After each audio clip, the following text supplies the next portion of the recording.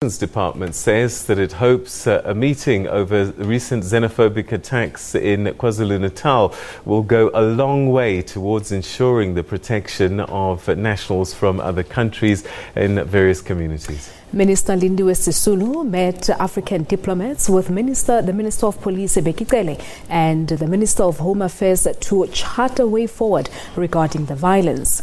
Last week, foreign nationals were attacked in various parts of KwaZulu-Natal, and at the weekend, foreign nationals were reportedly attacked. Sisulu says that the president has described the weekend incident as an act of criminality. What happened over the weekend, we believe, with the information available to us, was pure criminality.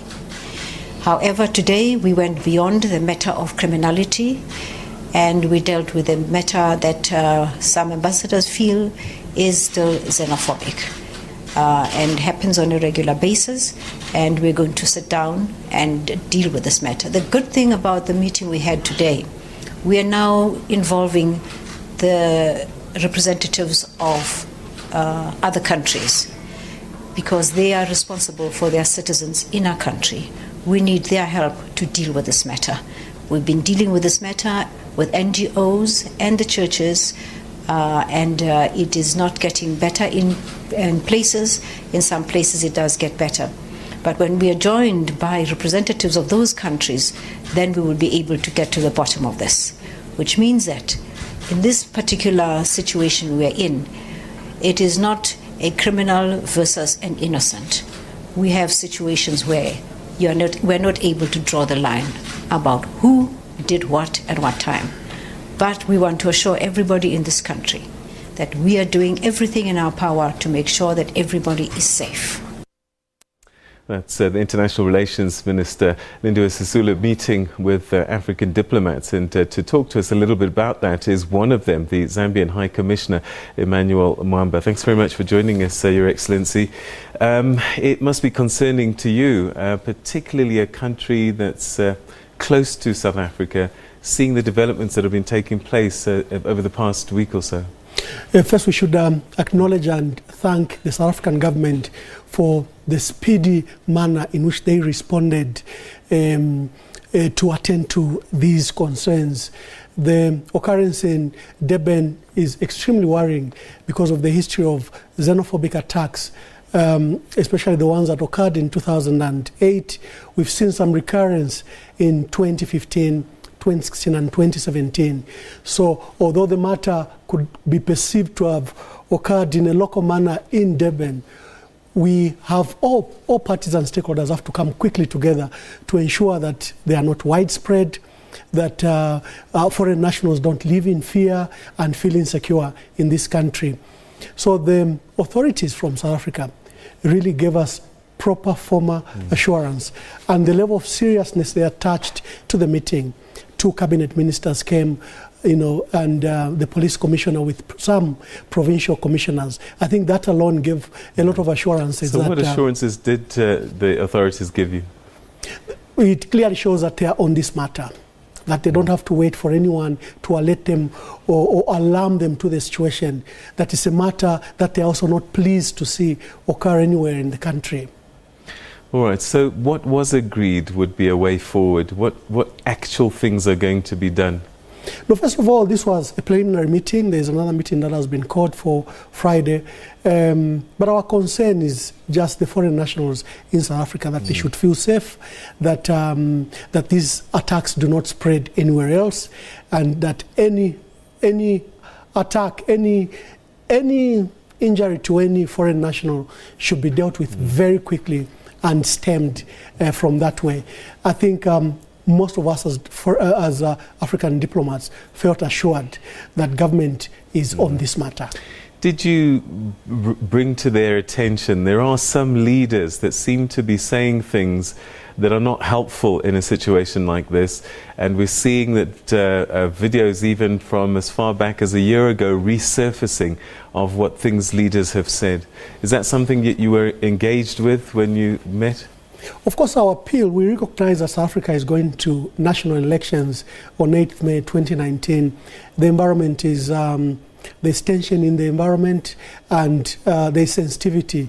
It's imperative that leaders act with that background in mind, that any careless remarks against especially foreign nationals, that it can flare up to attacks like what occurred in Durban. This is a candid discussion we are having. We've been having these meetings every time there has been xenophobic attacks. We are saying there should be an end to this matter. There should be lasting solution. And it requires that everyone is on board. It requires that everyone's hands is on deck. Government, ourselves as African diplomats, our foreign nationals that live here, that they abide by the law, they register, at least especially with embassies. It is to be done by all of us to ensure that this matter comes to an end. We don't believe that South Africa is xenophobic. We should emphasize that. It is not xenophobic. But again, we recognize that there are these xenophobic tendencies that arise. Sometimes they're fueled by many factors, social factors, statements like the ones you are referring to. And just another question to social media and social media users. During this time, we urge all social media users to be careful, because if you post old videos that occurred in 2008 or in another country, they have the capacity to inflame the same anger like it has just occurred right now. So all of us ought to be responsible. It's a matter we are all concerned with. Life is sacred. No life, whether illegal, legal, local or foreign, life is sacred, and it ought to be respected. What are we doing to calm tensions in neighbouring states? Because we're seeing what looks like revenge attacks or revenge actions by nationals in other countries where they see vehicles with South African plates. We have to attend to this, that it doesn't become transboundary, it doesn't affect the region. South Africa is a magnet. It's the largest economy in Africa. It's highly industrialized. It will attract these foreign nationals that will come here. But South Africa should recognize that for the manufacturing sector to be as productive as it is because Africa is a ready market for their goods and services. So for the jobs that are here, some jobs could have been lost in the region because of foreign and international trade. So this is a mutual problem to all of us. It doesn't affect one single country. It affects all of us. What are we doing? I think it's awareness programs like this. Speak to our foreign nationals, ensure that they abide by the law. Speak to South African authorities like we did today. Share our concern, where assurances are given that this matter is being attended to and that there is no recurrence. We wish to discuss important things like trade, how Africa is thriving.